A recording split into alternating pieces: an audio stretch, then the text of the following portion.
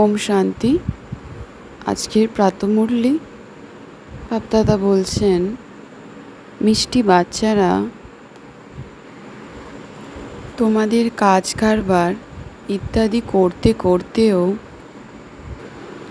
সর্বদাই নিজের godly student life এবং স্টাডি স্মরণে রাখো। স্বয়ং ভগবান আমাদের পড়াচ্ছেন, এই নেশাতেই আমরা বাচ্চারা থাকি।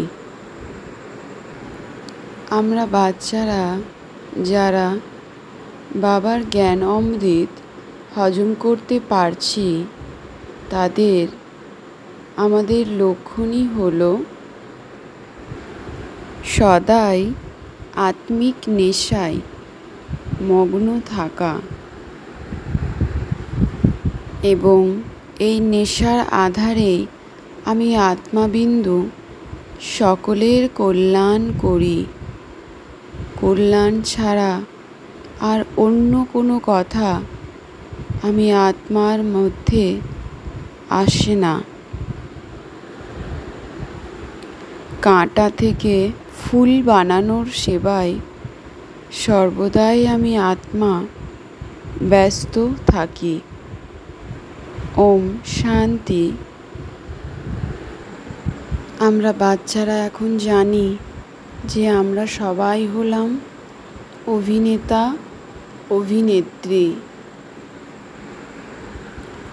84 জন্মের চক্র সম্পূর্ণ করে আমি আত্মাবিন্দু তমপ্রধান থেকে শতপ্রধান আত্মায় পরিণত হলাম। উচ্চ থেকে উচ্চ এই স্কুলের দ্বারা আমরা আধ্যাত্মিক দিব্য জ্ঞান প্রাপ্ত করছি,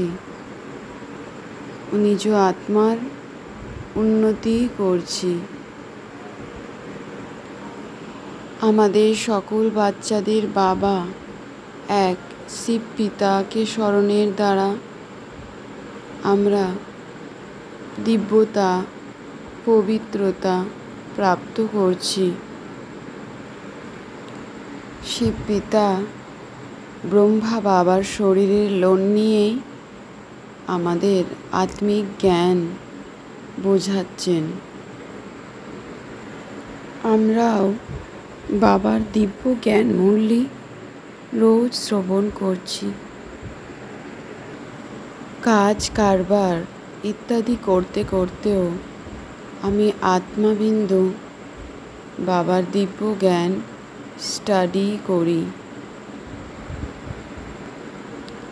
বাবার সকল দিব্যগুণ নিজ আত্মার মধ্যে ধারণ করি।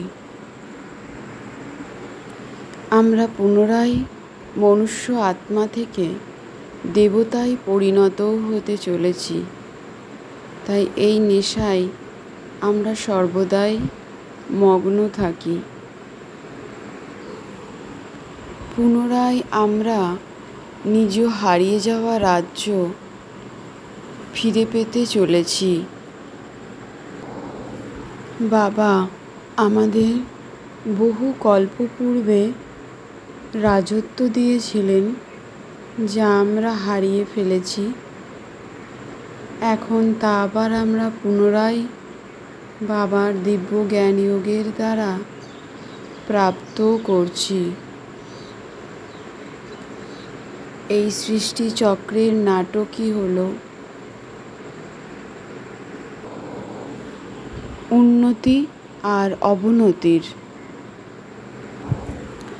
সৃষ্টিচক্রে আজ থেকে 5000 বছর পূর্বে শিব বাবা এসেছিলেন আমাদের বাচ্চাদের রাজযোগ শিখিয়েছিলেন। তার দ্বারাই আমরা বাচ্চারা আজ যোগী আত্মায় পরিণত হচ্ছি। আমরা বাচ্চারা পবিত্র হয়ে বিশ্বের মালিকানা প্রাপ্ত করছি। 84 জন্মের এই জ্ঞান আমাদের বাচ্চাদের বুদ্ধিতেই রয়েছে।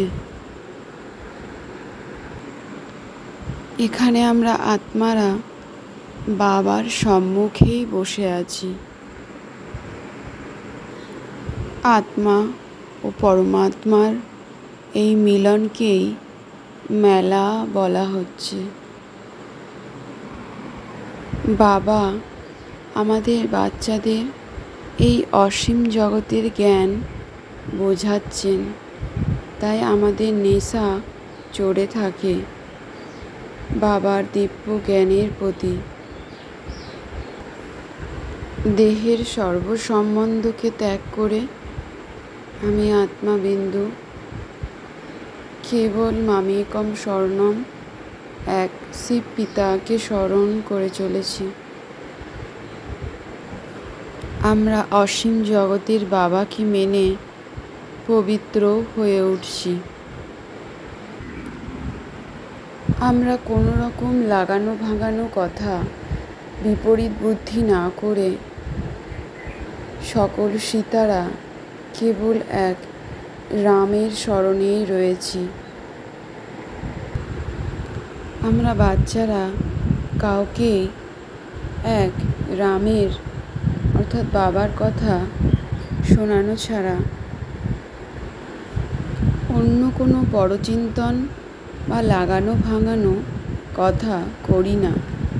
এই সর্বকিছু আমি আত্মাবিন্দু ত্যাগ করে সর্বদেহ ও দেহ সম্বন্ধ থেকে মুক্ত হয়ে এক নিজ আত্মর বিন্দুর স্বরূপে স্থিত রয়েছি ও সকল রকম পুরনো দেহ অভিমান ত্যাগ করে এক বাবাকে স্মরণ করে বাবার প্রতি প্রীত বুদ্ধি রেখে পবিত্র হয়ে উঠছি। আমি আত্মা লাইট সমাহিত করার শক্তির দ্বারা রঙকে রাইট করার ক্ষমতার দ্বারা বিশ্ব পরিবর্তক হয়ে উঠছি। বিশ্ব সেবাধারী হয়ে মাস্টার জ্ঞান সূর্য শক্তিশালী আত্মা পরিণত হচ্ছি। অন্য আত্মা ভুল করলেও আমি আত্মাবিন্দু সদাই একরস স্থিতিতে নিজ সমানে স্থিত হয়ে সর্বদাই রাইট সঠিক পথে থাকি। কারুর দ্বারাই আমি আত্মাবিন্দু প্রভাবিত হই না। কেবলমাত্র নিজ শিব পিতার দ্বারা প্রভাবিত হয়ে বাবার শ্রীমতেই চলি। নিরন্তর যোগী হয়ে লৌকিকের আমি ও আমার ভাগ্যে বৃহৎ অসীম জগতের পরিবর্তন করি। আমি আত্মাবিন্দু ফরিস্তা ভাবের সম্পূর্ণ স্টেজে স্থিত হয়ে ব্রহ্মা বাবার প্রত্যেক কর্মরূপী কর্মে কদমের উপর কদম রেখে নিজ আত্মিক রয়্যালটি